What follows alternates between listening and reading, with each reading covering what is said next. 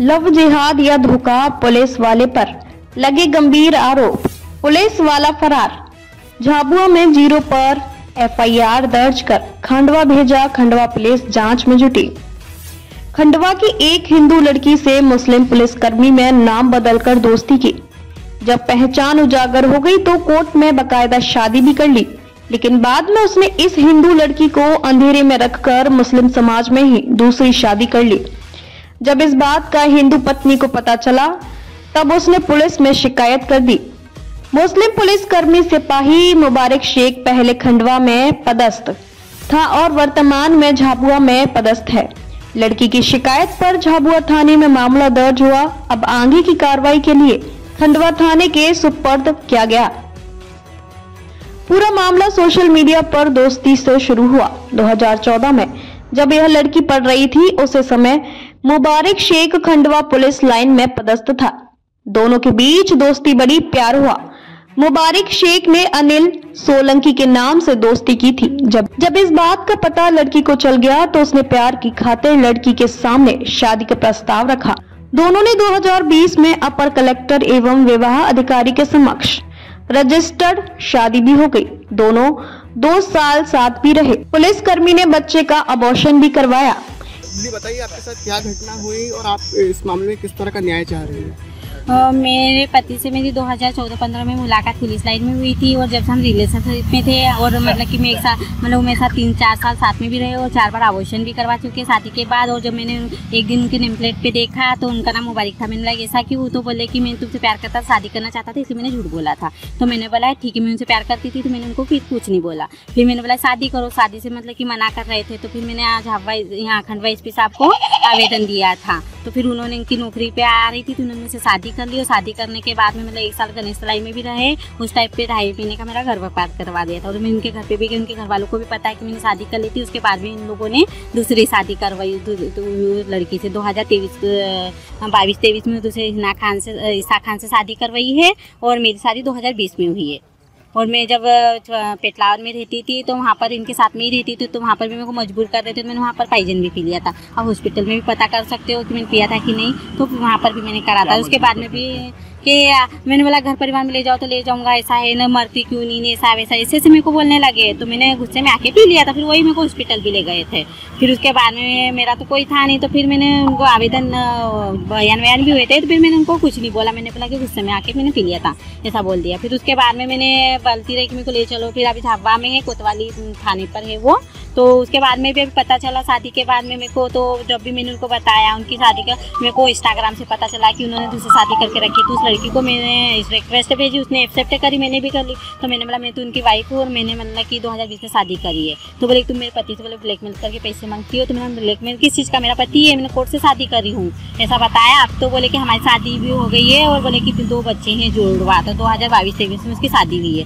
जब आपकी शादी हुई थी, जब आपको पता था कि मुबारक, हाँ मेरी शादी कोर्ट में हुई थी ना, उस टाइम पे पता था कि मुबारक है।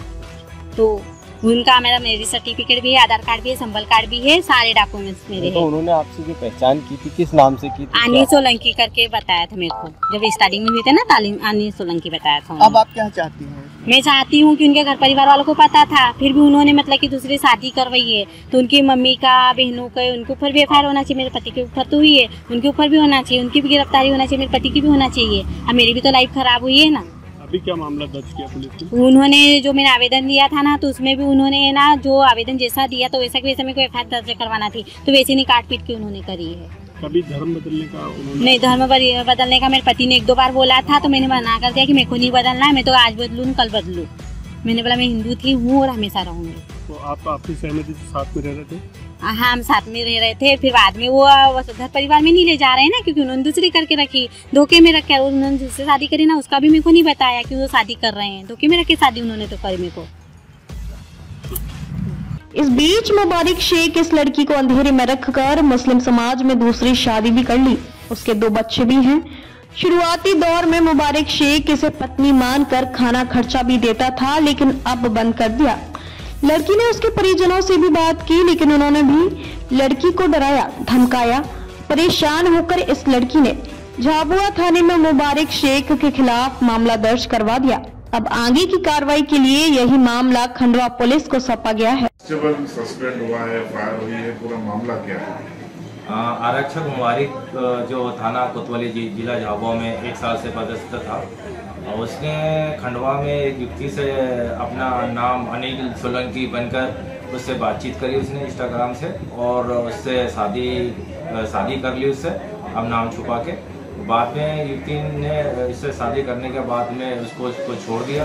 छोड़ने के बाद में उसने आरक्षक मुबारक ने इंट्रोडक्शन भी करवाया उसका, और उसके बाद से वो रख नहीं रहा था, और हमने पीड़िता की फरियाद पर 0 की कायमी की है। चूँकि घटनास्थल थाना कोतवाली जिला खंडवा का है, हमने FIR करके थाना कोतवाली जिला खंडवा में FIR भेज दी है, और पुलिस अधीक्षक महोदय जिला झाबुआ के द्वारा आरक्षक मुबारक को निलंबित कर दिया है।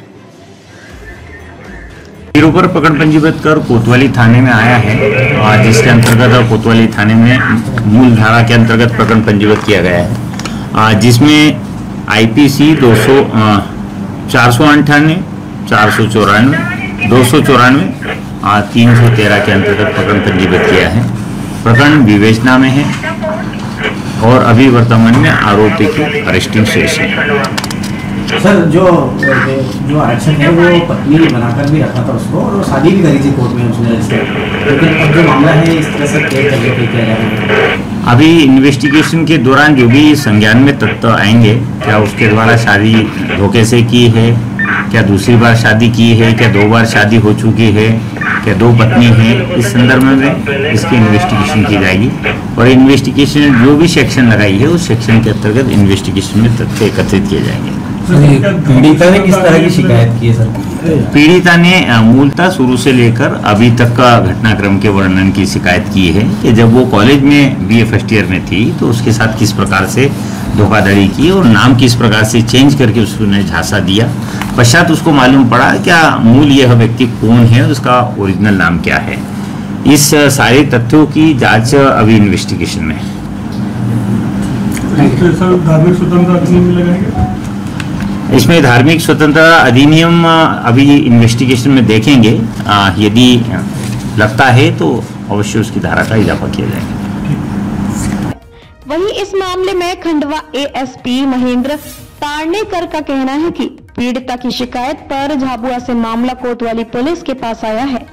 यहाँ तहकीकात जारी है और फिलहाल आरोपी की गिरफ्तारी के लिए उसे तलाश कर रहे हैं। हालांकि क्या उसकी 2 पत्नी थी या उसने धोखा देकर शादी की है, या गलत नाम बताया है, या 2 बार शादी की है, ये सभी जांच के बाद ही स्पष्ट हो सकेगा। लेकिन इस मामले में पीड़िता ने शुरू से लेकर अब तक का पूरा घटनाक्रम बताकर शिकायत की है, जिसमें उसने बताया कि कॉलेज में नाम बदलकर उससे आरोपी ने दोस्ती की, लेकिन जब उसे सच्चाई मालूम हुई तो उसने विवाह कर लिया। इस सब बातों की फिलहाल जांच जारी है।